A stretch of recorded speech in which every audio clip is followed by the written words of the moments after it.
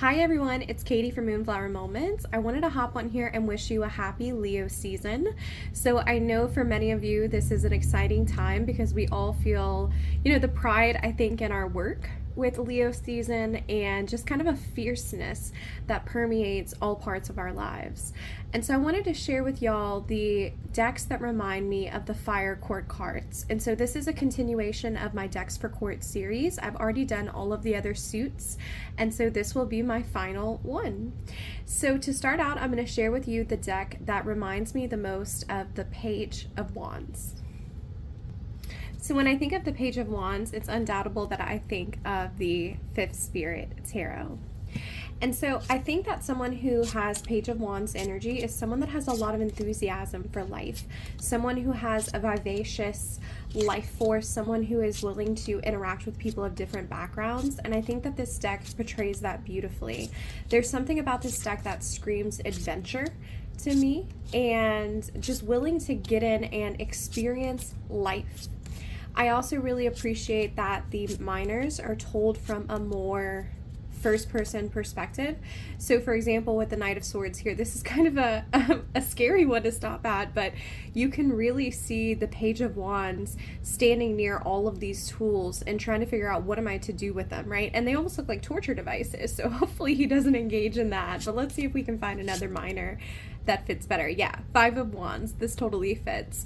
So they have empty space here for the Page of Wands to move in and to engage and to try out these new different life activities.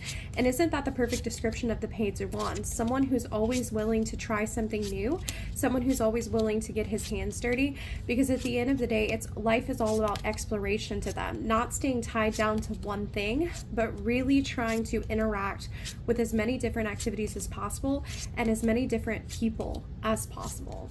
And so this has to reflect that enthusiasm for life of the Page of Wands for me. Now for another Page of Wands deck, I want to bring in my much beloved Aztec Tarot. And you can probably tell that I really enjoy working with Wands decks quite a bit because many of the decks I show in this video are some of my favorites. So the Aztec Tarot reminds me of the Page of Wands specifically because of the energy of the creator. So the creator, who is Emmanuel Valtierra. Yeah, okay, I wanted to make sure that I got that right.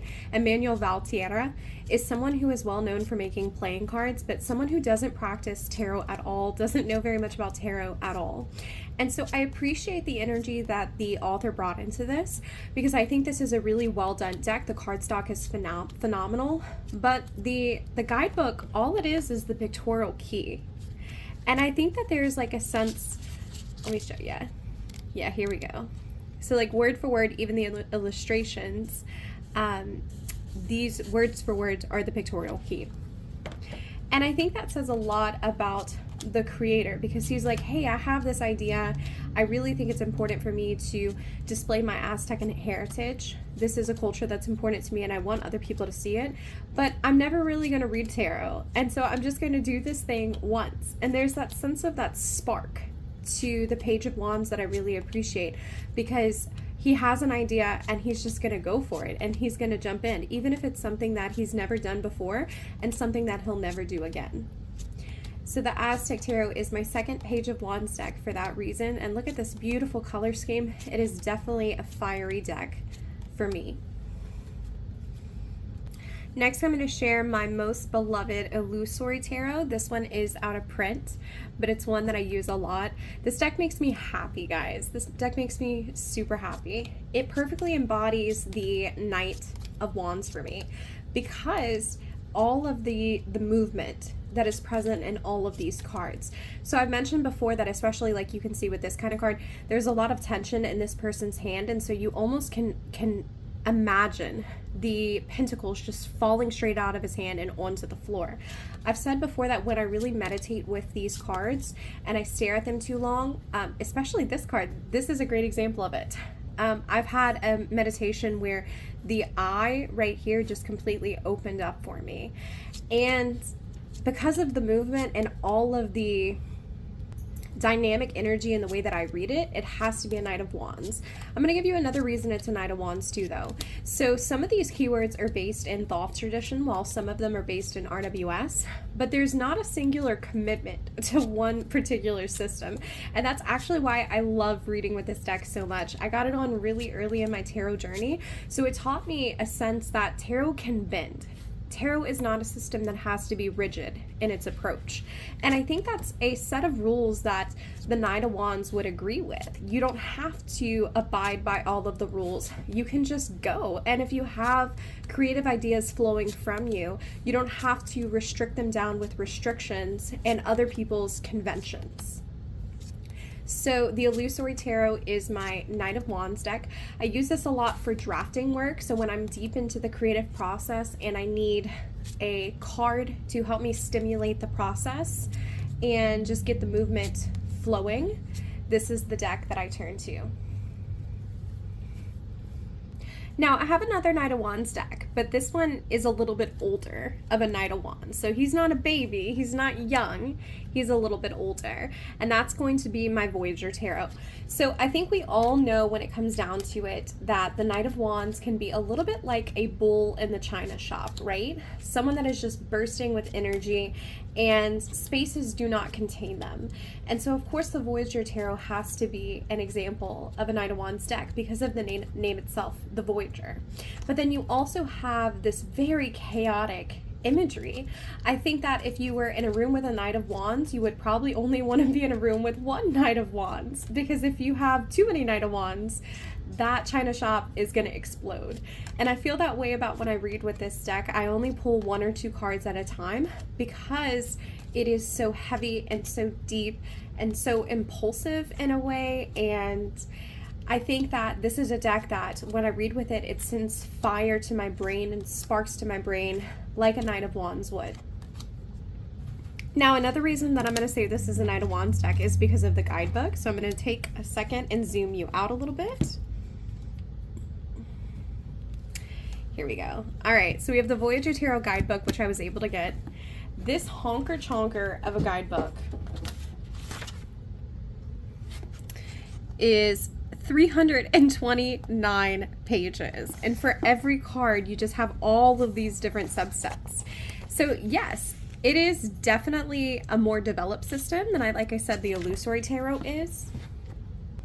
But there's something true to a Knight of Wands who, you know, in his haste and his excitement is just going to draft 300 and something pages. And while not every page makes sense to you, you're completely on board with him because of the way that he's able to express ideas with such enthusiasm and such movement. You can also tell here that the keywords are very unconventional. So like I mentioned for the earlier, this is a deck that doesn't believe in conventionalities. It wants to go its own way and break free. So the Voyager Tarot is my second Knight of Wands deck for that reason. Now for my Queen of Wands, I have to please request YouTube. I'm not showing erotica. I'm showing Femme Erotiques, which is a tarot deck. Please, please, please do not ban this video. Okay, so I have a tiny little stack of cards here because obviously YouTube is not going to like this one very much because it is naked people. Okay, so I don't want to sum up the essence of the Queen of Wands just with nudity, right? But there is that element of sensuality to her. There's a sense of confidence. There's a sense of bravery. There's a sense of straightforwardness and transparency. And I think that this deck perfectly captures it. So when it comes down to it, I want you to think about the context in which these women posed for the camera. So these are historical art pieces or historical photographs. During the time that these women lived, pictures like this would have been considered so incredibly scandalous, it could have completely ruined their reputation. So it's not like nowadays where we have OnlyFans, right? So there's an even more level of bravery and confidence and just wanting to pave your own way with the world that I think that the Queen of Wands would really agree with. The Queen of Wands is so sure of herself. She really does portray an unbridled amount of self-confidence. We're just going to show the deck and we're going to hope YouTube's nice to it. That inspires other people to also be in tune with themselves and be in tune with their passions. And so a woman so passionate inspires you to go out and tackle anything that is on your agenda. Someone who sees ambitions for what they truly are, which is, of course, our deepest and truest desires that reflect the core of who we are. And so I think that this deck represents that in all of the best ways. It's not just nudity, but it's women who are literally baring their chest to the world and saying, this is who I am, come and fight me, come and get me, and if you don't like it, you can fuck off. But if you do like it, you can join me and you can be passionate and just embrace the fire that's within you. So this deck, of course, screams the water versus the fire element that leads to the steaminess of the queen. But I want to talk about another attribute of her too. Because the queen is, of course, a queen, she's someone that is also interested in nurturing the attribute of the suit within you. And so, of course, when you typically think of the fire suit, one of the things that comes to mind is creativity. And so for that reason, I have to pick the William Blake Tarot of the Creative Imagination to be my second Queen of Wands deck. So it's a little bit strange, you know, and I really started to doubt myself on this pick because it is a tarot deck that's named after a man, William Blake. It features his work, it features his poetry, but I think if you ride with me, you'll understand where I'm coming from. And so the Queen of Wands is someone that also wants to help you achieve your ambitions. She wants you to find your own creative voice, even if it's different from what other people are doing. And William Blake was a revolutionary for his time period because he was essentially creating artwork and poetry that had a freeing element to it, a sense of liberation that I tend to associate with the Queen of Wands. And so every single time that you pull a card and you go to the guidebook and you get a little write-up, but you also get here in the creative process, and it tells you specific advice on how to improve your project. I think that, of course, is screaming the essence of the Queen of Wands. She wants to nurture what is fundamental to the suit, which is creativity, which is the exact purpose and aim and goal of this deck. All right, and then for my King of Wands deck, I have to go ahead and pick the Tarot of Vampyres. So a lot of people would pick this deck as a Scorpio deck because of the way that it depicts some of these darker themes. However, I'm going to go ahead and say that this is a deck that more accurately represents the King of Wands.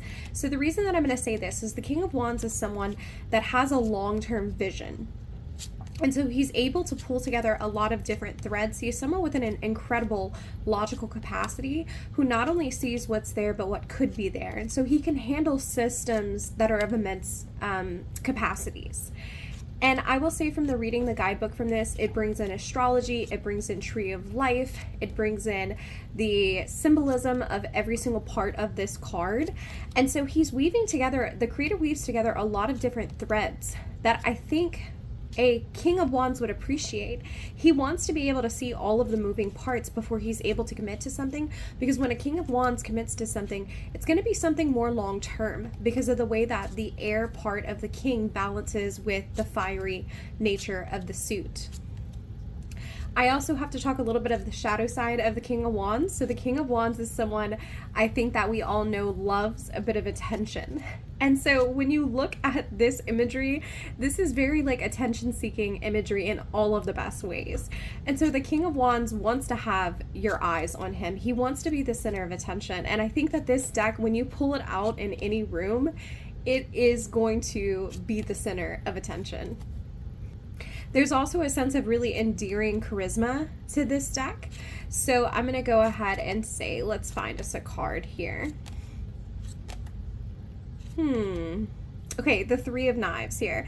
This is the Three of Swords, but this is a very like sexy depiction of the Three of Swords. Like she almost looks like she is in the process of killing some sort of bird, but the way that she's moving forward, it's almost kind of like a seductress, temperance temptress type of energy.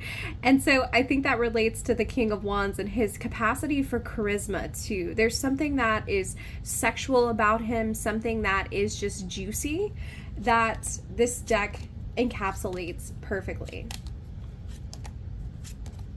So the Tarot Vampyres, for that reason, is going to be my King of Wands deck. All right, guys, so I've done all of the courts so far. So I think at this point, I'm going to be wrapping up this series. If you would like to check out the rest of the videos that are in the series, I'm going to go ahead and leave a link in the description box below to the playlist that has the rest of the videos. And I really appreciate y'all being here, and I hope y'all have a wonderful day.